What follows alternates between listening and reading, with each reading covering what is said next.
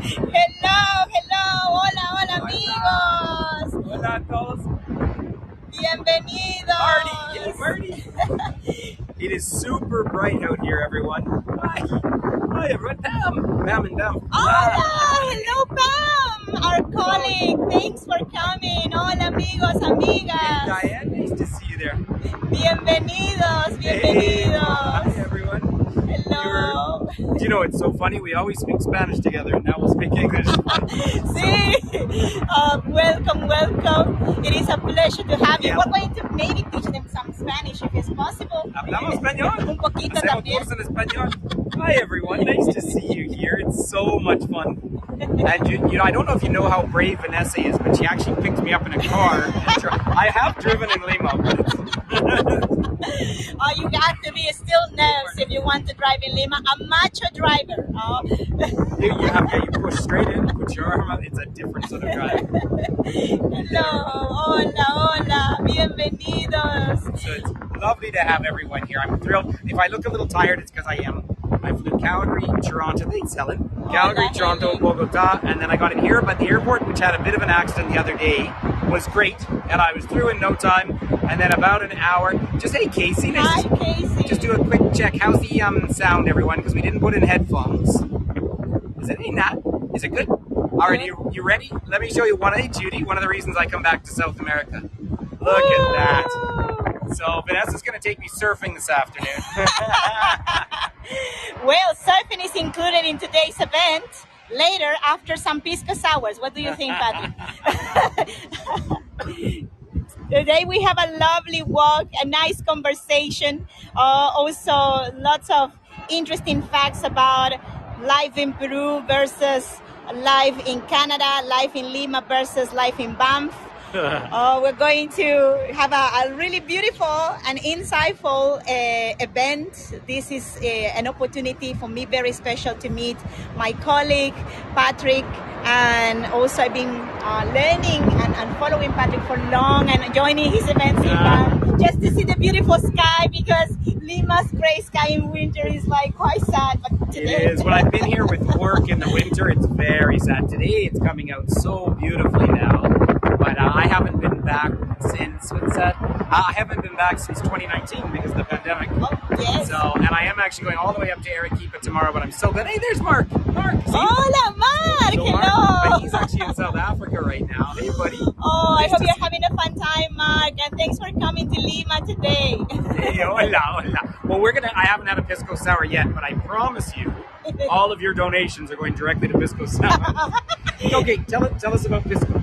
Well, pisco is, first of all, it's a very controversial, already, Patrick knows it very well, drink. The controversy about pisco is that this is a brandy, this is a spirit. It is made from grapes. And the controversy is about if it's Peruvian or Chilean, no? As a Peruvian, I can say that it is 100% born in Peru. And there are historic facts that can prove it.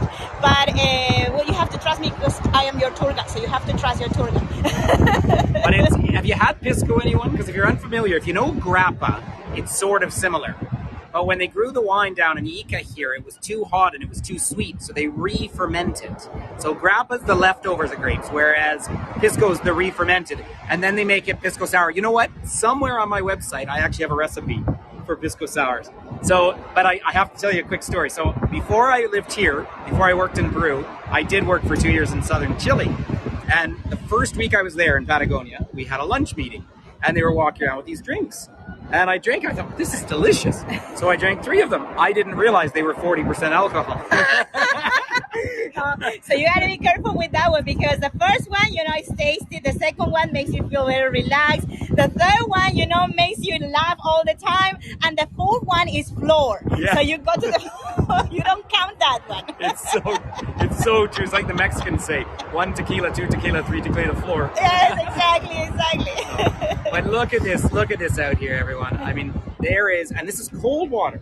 Very cold. The Humboldt current comes from the Antarctica, and that's the reason of the desert of Peru. Peru has a desert coast. It rains nothing in Lima. I just mentioned, Patrick, about how much it rains in Lima, and he was like, what?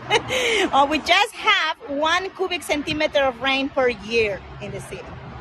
but it's foggy. Well, now it's clearing nicely, but it's foggy. When I was coming into land, because it was quite early, you could see that big, heavy fog.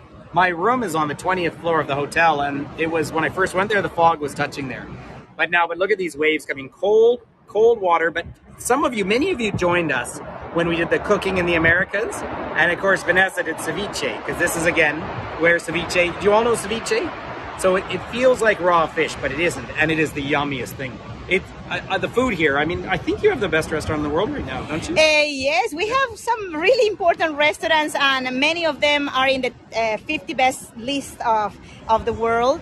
Central is the best one of the Americas, and it is located in Barranco. We have also Maido in Miraflores. That's a Peruvian Japanese restaurant, or what we call Nikkei. Yeah. And we are, by the way, we are not in Callao. We are in Miraflores in this moment. So we are going to start soon walking, and we're going to have the chance of enjoying a little bit of the best views we have here in Lima. By the way, if you have any questions, if you have any comments, just share them here with us, because we are very happy to have you. First of all, we're very happy to have your company virtually, but it feels like you are here with us, and we are happy to respond any doubts, any questions. Also, Patrick here is with me, which is a very special occasion, well, I would love to know what you think about him being here in Lima, Peru, and what do you want me to take him to do today? It's funny being here in Larcomar, because this is the real touristy place, and it's international. And I don't tend to eat here when I stay, but when I do tours here, I always stay in this area, because that's where the tourists stay, in Miraflores. And it is a beautiful area. And so often people come here for a couple of days and say they just fall in love with Lima. But what are you, 11 million people now? We are 11 million in this moment. This is 1/3 of the total population of Peru. And the huge demographic concentration in Lima is related with the opportunities we have in Lima also to develop education, like more careers, more jobs, healthcare also. So that's the main reason we come. But also the food. The food is the winner. It's a funny climate, because when you go inland a little bit, you get out of the sea fog. We were talking earlier, kind of like California as well. It's like Los Angeles, but you get out of the fog, and then it's really hot. We're in the tropics here, yet it's probably 22 degrees right now, maybe? Yes. Something like that. So, much colder than normally. But I've been here. So Finn went to school in Cusco in 2013 and 14. So I was working for the Canadian government. But whenever I was here, it would be 1 week. And in the summer, I love it. I go jogging down at the beach. But in the winter, with that heavy sky, it's a different world. You don't see sun here. No. It's like really half a year you don't get to see much of the sun, and half of the year you get to see the sun and blue sky, and it's really pretty. So you just have to come on the right season if you want to go to see, the ocean blue and the sky blue. That is usually, like, for sure, November this month. Yep. November, December, January, February, March, April, May, it starts to get a little bit more gray, and later on it gets dark again. Yeah, it's not by accident that I'm here now this time of year. But I think someone asked about what we were doing in Cusco. I was working with the Canadian government when we were signing a free trade deal, so I was working as an economist. But really, I was just making friends with Peruvians and eating delicious food. But of course, Cusco is so different because it's so high up. Yes. Right? Whereas we're sea level here. Here, we'll show you the Larcomar here.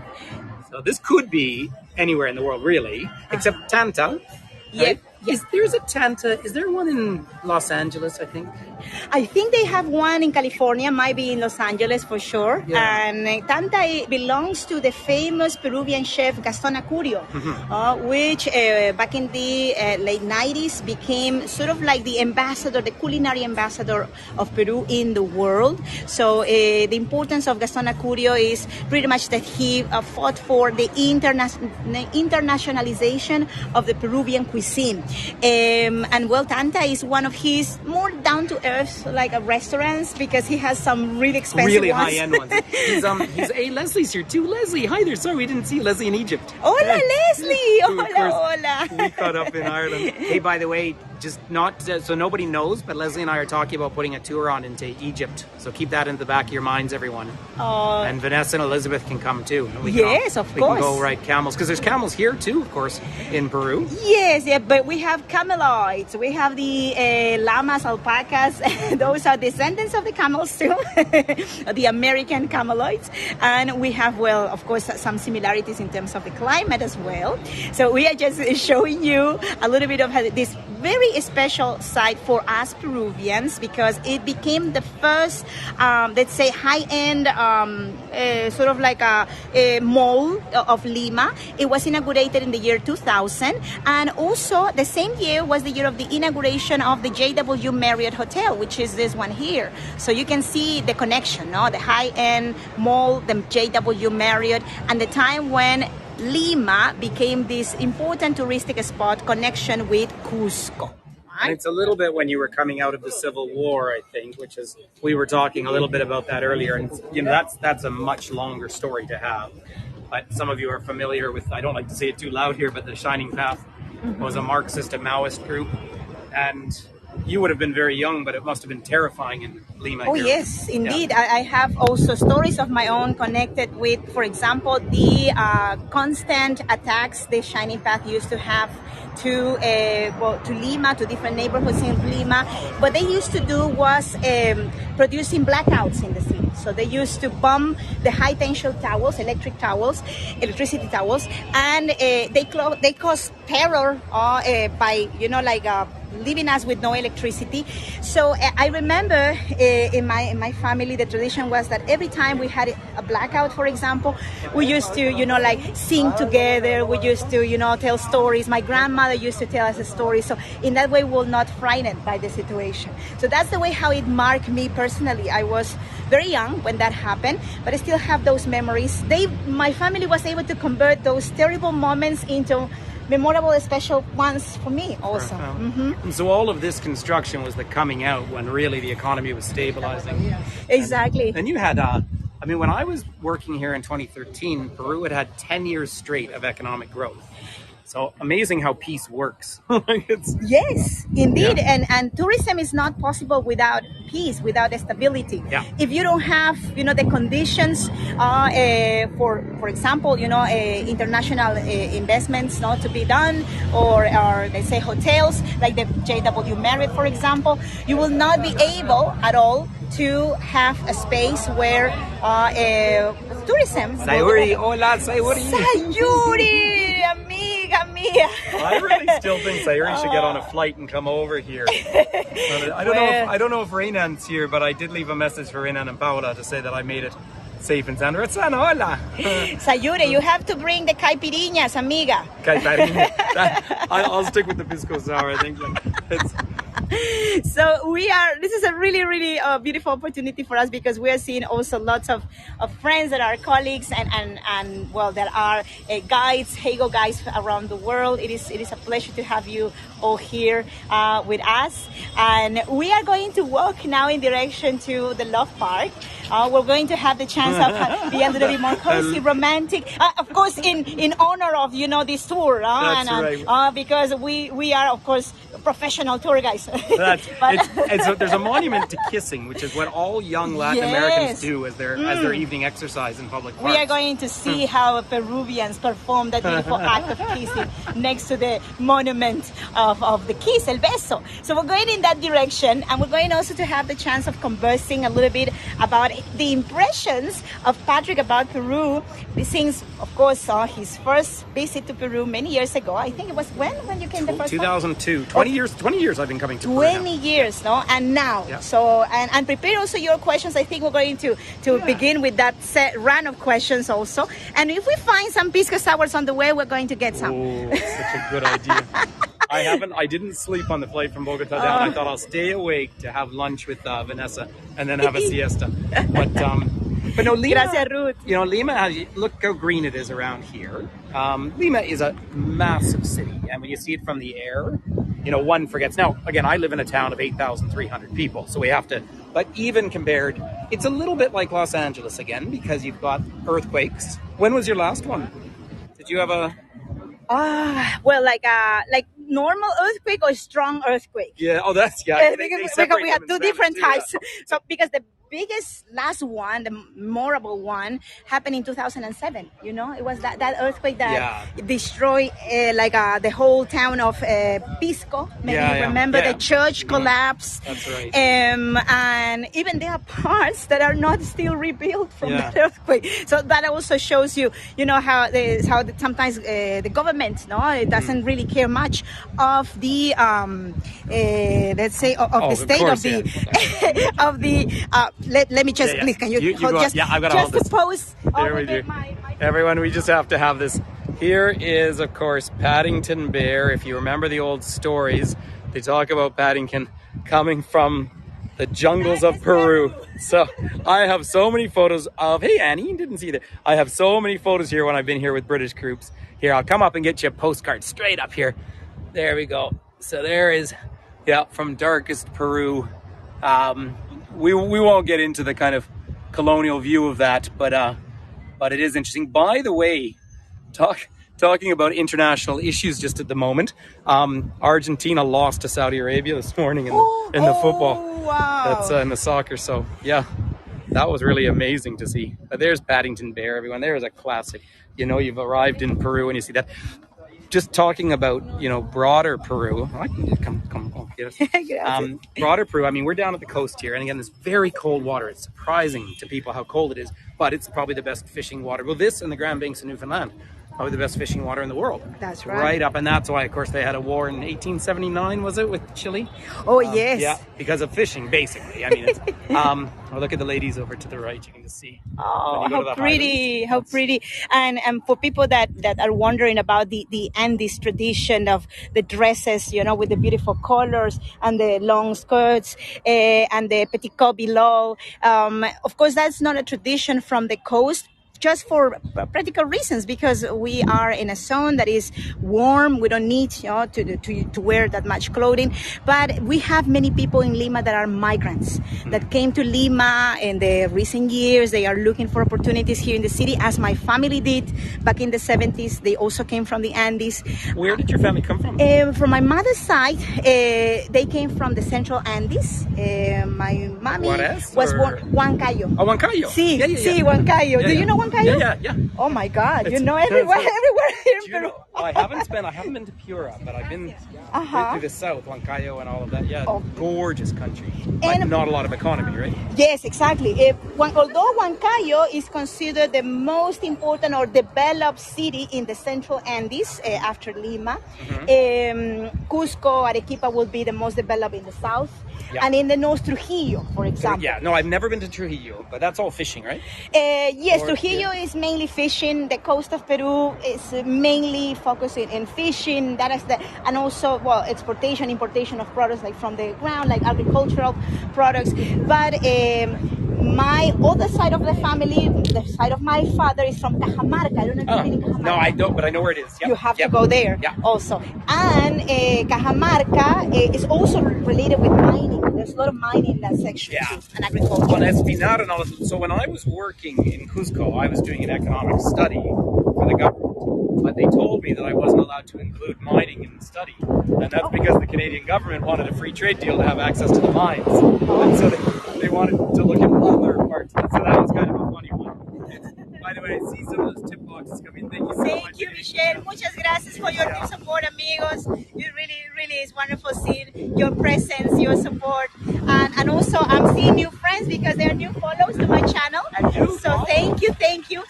My tours, if you haven't seen my tours before, amigos, amigas, I am an official tour guide. I studied tourism many years ago. I graduated in the year 2005, and since that year I started to do tours in Lima. I jumped into the virtuality in 2020 because you know what happened. We all did. We all did.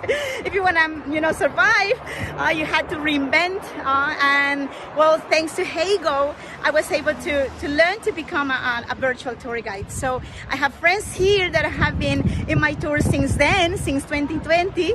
But also for the new friends, thank you so much for coming. And well, you're going to find lots of different tours in Lima.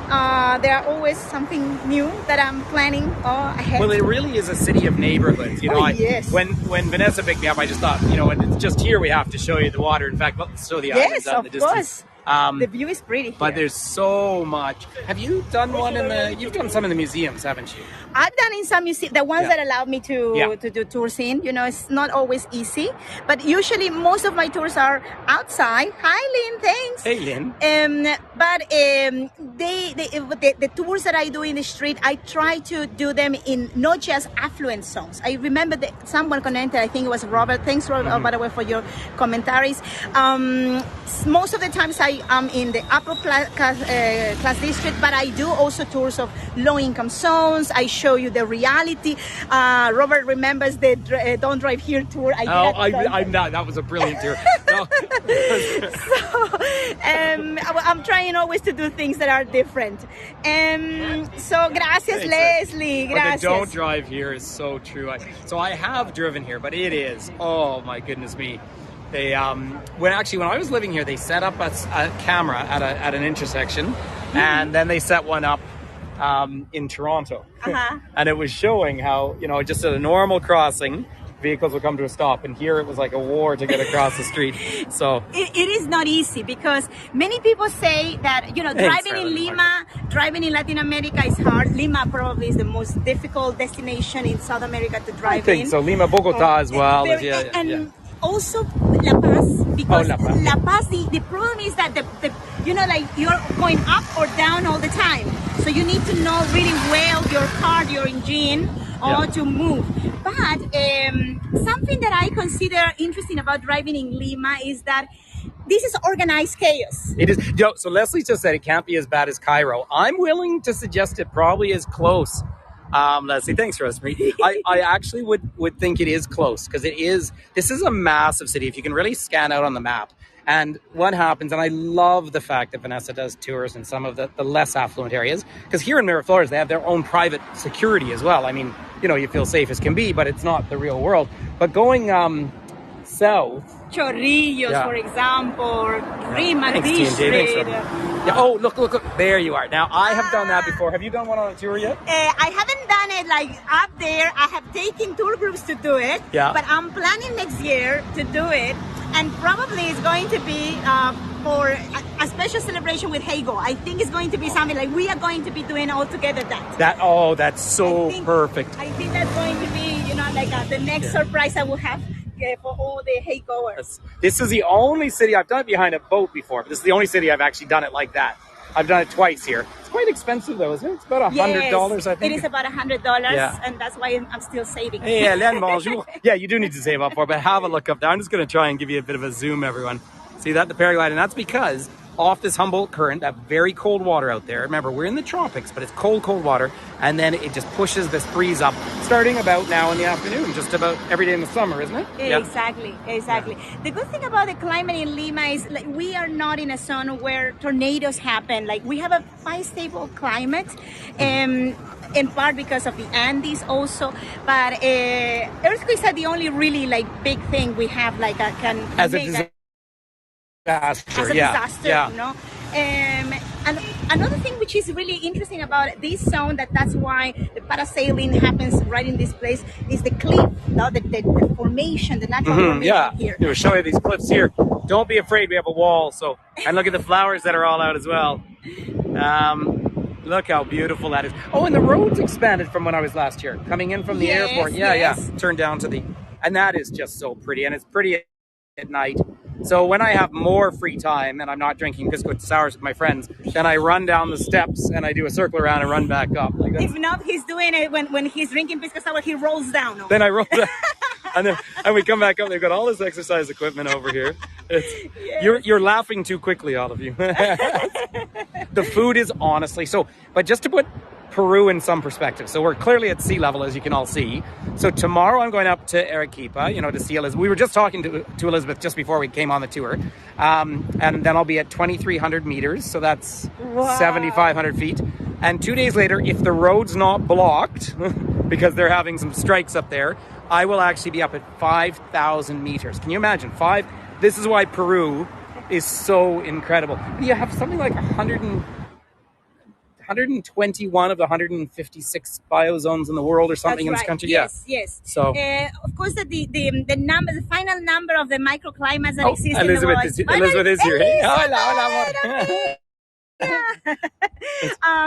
there are different, they say theories about how many microclimates exist. For example, remember we have 84 of the 103 microclimates that exist in the world, but that's one of the, different studies, no? But indeed, Lima, which also has its own microclimate, is a humid desert, which is really interesting. No? How humid you feel it? I feel the humidity. I feel it always in my chest here, but in the winter, the pollution gets me down. See, I know. Summer now is good. Like the breeze is good now. Mm-hmm. But yeah, sorry if I'm missing some of your writing, everyone. It's so bright out here. Thanks, Jeff. It honestly is so bright that, I keep putting my sunglasses on. But see, fun infrastructure. And Lima is the gateway. Well, really, the #1 tourism site in all of the Americas is Machu Picchu. Yes. #2 in South America is Galapagos, I think. Mm-hmm. But this is the gateway. Now, this is cool. We can see the surfers down here. Check this out. I'll try and zoom in. I can't check that out. Hey, Pam, have you been down here? I can't remember.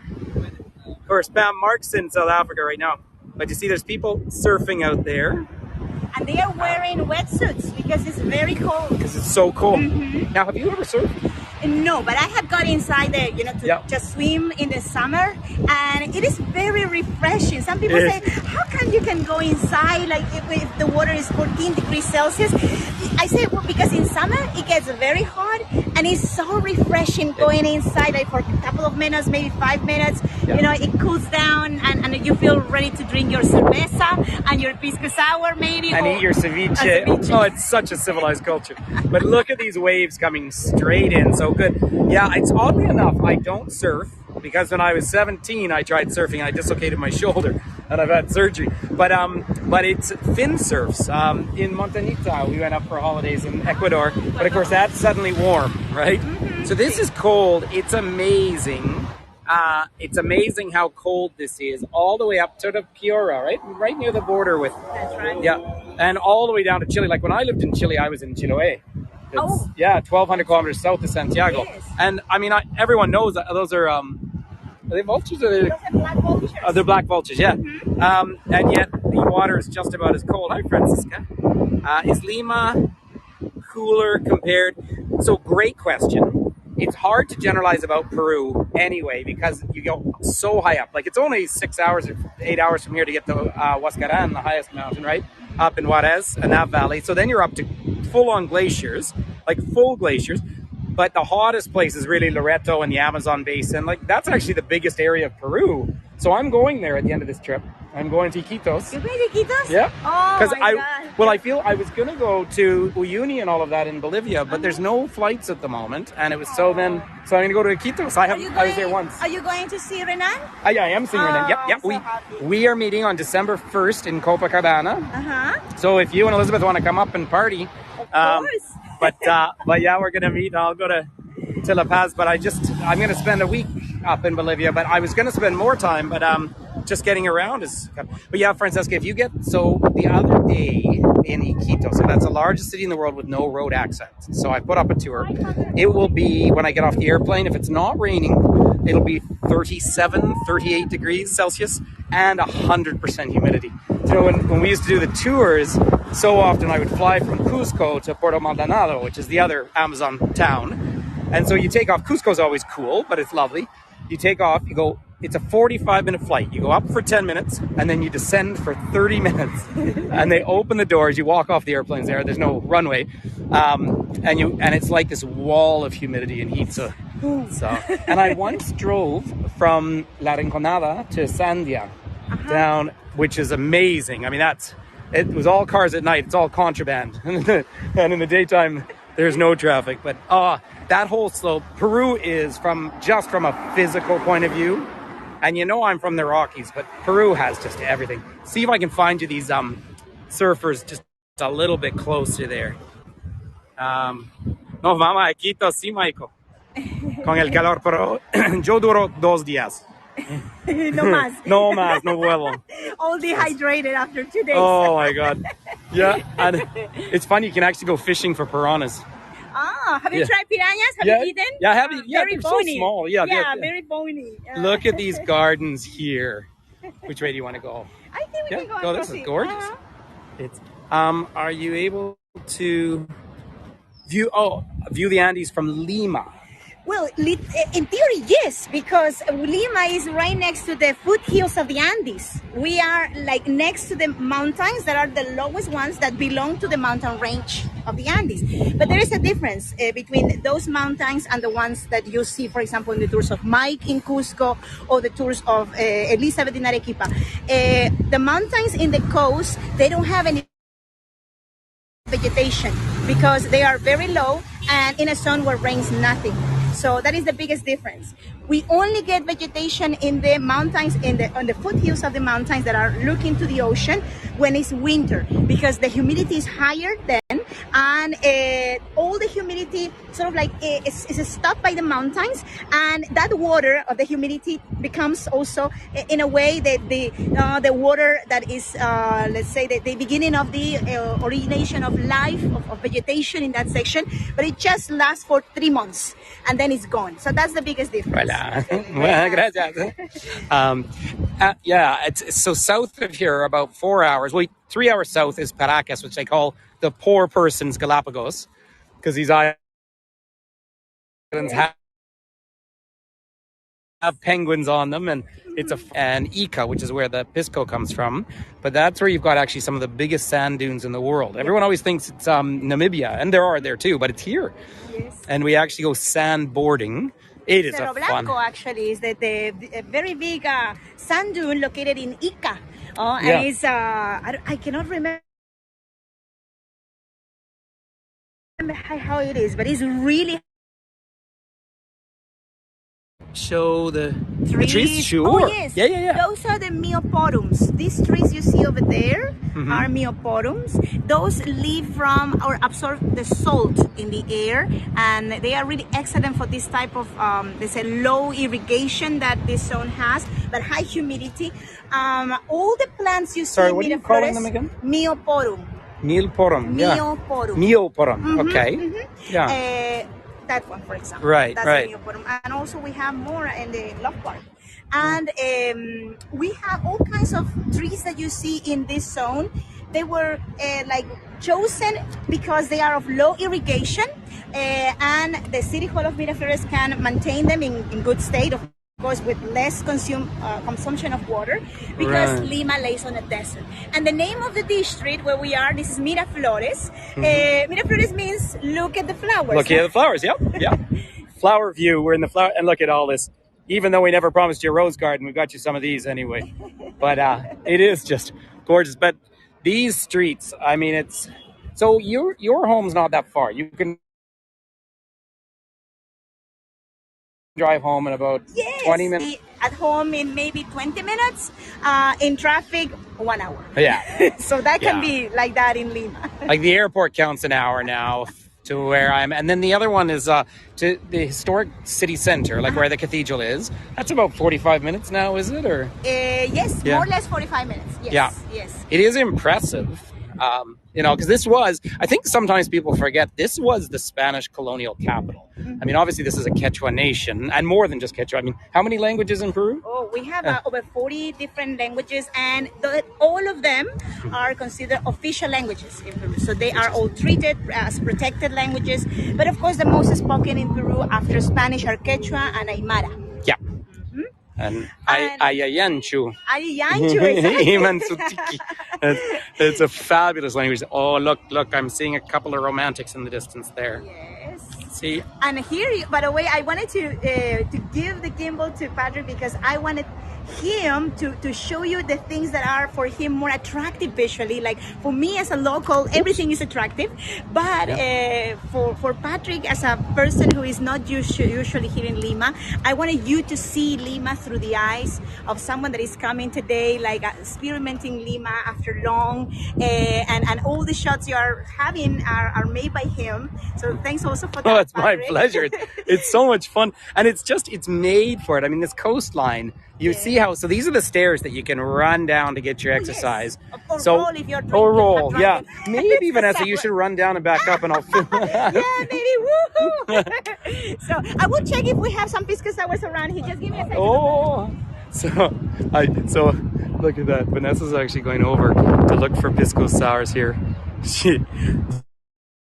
She is, everyone, no, she's not right here. She is as friendly and lovely as she comes across on the screens as well. So I'm so glad to connect. They have 3 girls, and she's had her older one she's actually had on tour before, but just so much fun. And there's such a neat, so the statue, Francesca, are the kissing. That's the kissing statue right there. See that? And I think, and those of you who tour with me a lot, we always say, the mark of a successful society is not where all your monuments are to war, but there's other things. And you just look behind, there's someone just taking off right now. Look at that. Because of that updraft, isn't it just spectacular? I mean, it really is fantastic to see. Now I'm on quite a zoom there. Doesn't that look like fun, Natalie? So I've done it. So I've done it twice here, tandem, of course, not my own. Although the first time, I have to admit, the pilot I was with was a really nice guy, but you really squeeze yourselves very tight together. It felt a little uncomfortable to me. I did a tandem jump out of an airplane once too. And then lovely palm trees down here. There are jacarandas that have been introduced here too. No, Muy temprano. Oh, muy temprano. I felt I was like a drunken person, like asking for pisco sour at 1 p.m. At 1 p.m. Well, so going across and see if there's something we can catch there for refreshments. We promise to have at least 2 pisco sours. Now have a look at all these apartment blocks, right? Now these are nice apartments. Hey, Martine. And they are good, and they're all built, of course, for that seismic prevention. Now, it's obviously, we can't really see over here, but this is actually a huge crevice here. But there's a good supermarket, Wong's up there. That's another thing that surprises people. Now, you knew Fujimori, of course, was the president dictator. I mean, that's actually, you should do a big talk about that one day, because his daughter keeps running. That's a really good idea. Yeah, we have to talk about a controversial topic about Fujimori. Well, Fujimori is probably one of the most polarizing presidents of our history. In Peru, is either you love Fujimori or you hate Fujimori. Mm-hmm. And it's not something just happening to Peru, it's happening around the world in this moment. But it's quite 50-50. Fujimori in this moment is in prison, you know? Yeah, again, yeah. And his daughter wants to win so she can... But I see it really, really complicated. Like the name Fujimori has already been staying like so much, and also we are still very, very machistic country. You know, so she's a woman. There are people that feel ready, of course, for a woman to rule, but it's still, you know, we need a little bit more time to be there. But I hope to be able to see a female president one day. Oh, well, yeah. The premier of my province is a woman. Unfortunately, I don't like her, but the other one who's going to win is a woman too, so that's good. But I saw one question. Do you land on the beach? No, straight. The airport's south or north? No. We're looking here. It's inland. That's where Callao is, which is actually the provincial area of Greater Lima. And it's, you know, it's a modern airport. It's not a nice area, though. It's not the best introduction to Lima when you come through there, unfortunately. But whereas these areas, of course, you come here and everyone falls in love with it. But just coming back to that point about the classic machismo, or the idea of, male-dominated society, it was interesting when I was working up in Cusco, because I kept getting these statistics talking about how women up in the highlands were the biggest victims of abuse and so forth. And I had problems. I'm not saying that there wasn't abuse, and it's a very complicated story, but there's no police in those communities. Like, I don't know where those statistics are coming from. Mm-hmm. And you watch men and women working together in the fields when it's la cosecha, when they're pulling up the potatoes or the quinoa. So there's actually, in traditional Quechua society, in Aymara society, women had a bigger role. Oh, yes, it was the Spanish colonial construct that actually oppressed women and took education away. So that is a big, long conversation to have, but it is meaningful. So I used to find when I was told that, oh, in the highlands the women won't talk to you, well, I'd go drive out to some of these villages like Corca, which is outside of look at the statue here, outside of Cusco. And I mean, ladies going to market wouldn't just talk to me. They'd stand in the middle of the road till I stopped and gave them a ride. Like that was an empowered person, Oh, yes, indeed. Like our Peruvian society and Latin American society, although we always have this idea that men's word is the one that prevails and machismo and the father, figure over, the rest of the members of the family. In reality, women is the pillar of the house, is the rock where the house is built. And also, well, in Peru, we have really like many elements around us that indicate how important is the figure of a mother or a woman in the society. For example, just to give you an example, after Christmas, which is a very important celebration because we are Catholic, mainly 80% Catholic and 15% evangelicals. Yeah. After Christmas, the most important celebration in Peru is Mother's Day. Oh, yeah. Mother's Day. So mothers, very important, the figure of mother, woman, as a pillar of the society. But still, of course, we are having like gender roles that are very clearly distinguished. There's a line, very well, and a very distinct class system as well, too, right? Like exactly. 3 families or something, and everyone knows who they are. Now that actually encapsulates the challenges in Latin America. Yes. I mean, you can name the 14 families in Guatemala and the 11 families in Chile, and the 4. Yeah, you can. So that is, and that goes right back to the colonial days. But on the upside, from valorizing women, of course, they still have Mother Earth here, Pachamama. Yes, exactly. And look at actually Vanessa's necklace there. Here I have my chacana, which is also a symbol of protection, but it also is a reminder of our ancestral roots. It is connected also with the idea of the 3 worlds, the 3 steps you see in each side. This is also called the Andean cross, like Cruz Andina. And I normally wear, when you've all seen me, my one, the cord broke, so I'll have another one when I... Explain it, please, about the chacana, so you know all the information. Well, the chacana is, there we are. The chacana is the cardinal points, and it was actually very easy when the, I'll take you back, when the Christians came here, of course, they held that up and they said, look, you already have a cross. Now, this was true with the Mayans as well, because they had the tree and they called that a cross. But it's actually the cardinal points, which was very important. And when the capital, which was, of course, Cusco, for so long, it's a valley, east-west, and then north-south. You actually had, of course, rain came from the north when it comes over, and the south is where you'd be growing things. I mean, it's an amazing, and it's jade, of course, which is your one's jade, right? Yes, yes. Of course it is. It's a beautiful thing. So, and here we are in front of a more contemporary artistic element, talking about art and yes, the chacana, but also we are here in a place like love, Latino, there's a romance. We Latinos have a reputation to take care of, You do. It's not true, by the way. They're very... we have this monument called El Beso. El Beso. So what is El Beso? The kiss. Exactly. This is the kiss. For you all. That is you keep getting Vanessa's very popular. She keeps getting messages. So why don't we wander a little more? We're nearly at time already. Yes, because I think that we can maybe get some pisco. I'm still looking for the brilliant pisco idea. And if not, something to drink, something to refresh us, and later we can add some pisco. Look at the young couple kissing over there. It's like an Olympic sport here. Because that's what you do here. Why would you come to the love park and not kiss? Well, that seems very very Latino, very passionate. Ooh. Well, and also because, of course, they don't go home to do it because they live with their parents for so long. Yes, so yeah, of course. That's why we have so many. You know what's the Love Hotel, right? So we have lots of No, I have no idea what that is. I've never heard about it. Yes. never heard of those. I've been told, Patrick, that we have love hotels. So we have many of them because we live with our parents. Sometimes, that's my case. I live with my mom, at the house of my mom with Marek and my girls, and it's sometimes families, they don't have really that much privacy. So if they want to just have a weekend out, maybe they can go to, or a night out, they can go to a love hotel. And the young people also the same. But expressions of love and romance here in the Love Park are of course understandable because this is the most romantic part of Lima. So just give me a second. Yeah, sure. Not a fun story. By the way, look at all the fruit. So when you live in a country that has 80 something climatic zones, you actually have, so they have a great juice tradition here, which is just fantastic. So people in their kitchens, and when I lived here, the first thing you buy in your kitchen is actually a blender, and you make juices in the morning. And so it is just, just delicious. And there's, so we're gonna, let me see if I can just come out. There's a gentleman playing guitar over here as well. Oh, Vanessa's just moving around to the side. Let me come into the shade. Let me know, are there any questions, anyone? Obviously, this is just a quick little hello from Lima. It's lovely to be here. I'm thrilled to come and catch up with Vanessa.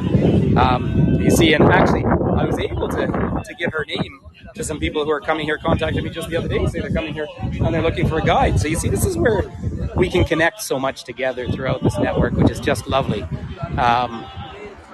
Do have a look here at the wind just coming up. So they have that windsock, and that tells you when it's safe to fly, and they run off the cliffs. It is spectacular, isn't it? So I lose. The mosaics are lovely, Luz, and it's again very similar climate to Southern California down there. With that sea fog that comes in. This is really lovely. I don't know where I've lost Vanessa, so I want to see. I think she's trying to. Oh, there she is. Oye, ¿necesitas papa? No. We need alcohol. They don't serve any alcohol here. We're gonna.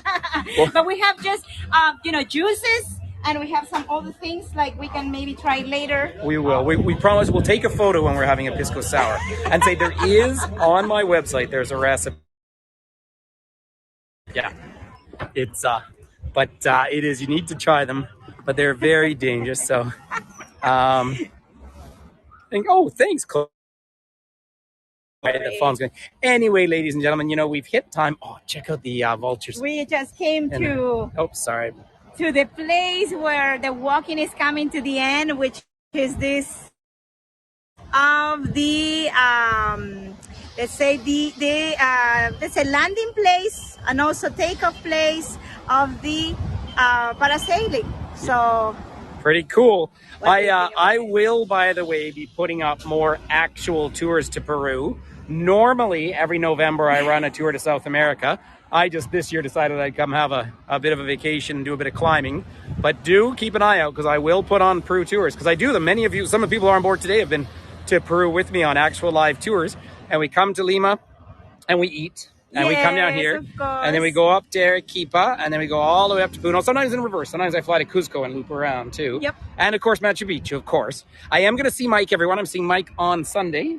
Oh, that's lovely. I can't promise a tour because he's doing a lot at Machu Picchu. It's high season right now. But I'll maybe put one up if he's not. But and Cusco, of course, I feel so much more familiar with having lived there. But listen, I want to show you. There is Vanessa. So.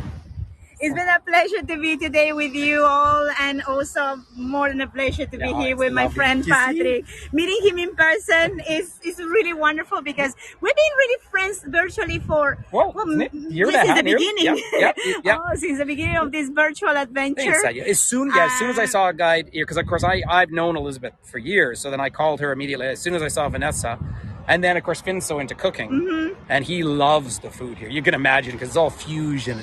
So more cooking tours. Yes, please. Yeah. And thank you all for joining this event, which was planned just to be really a friendly meeting and a nice conversation. And I hope you enjoy Lima's also beautiful climate and a little bit of history. And hope to have you again anytime soon here in Lima. If you want to see more of Lima, you can click the follow button in the upper part. If you're new to my channel, here you have a friend in Lima, Peru. If you're coming to Lima in person, I'll be here for you. And Patrick, well, once again, thank you so much. Un gusto, un placer. Yo feliz de estar aquí. He's so busy, and he made a really special space in his agenda to be with us and to be with me. It's lovely to be here. It's nice. Gracias. Listen, everyone, lots of love. But just leave you with this beautiful ocean. That's an interesting tripod you have. It is, right? We all talk technical things too now. I have opinions about gimbals that I never had. Thanks, David and Wendy. I met them in England too. Oh, Thanks. that's Thanks, lovely, Wendy. all right. Look forward to the photos, everyone. Thank you, Lots of love. guys. And I will see you tomorrow in Arequipa, everyone, with Elizabeth. Lots of love. Bye-bye.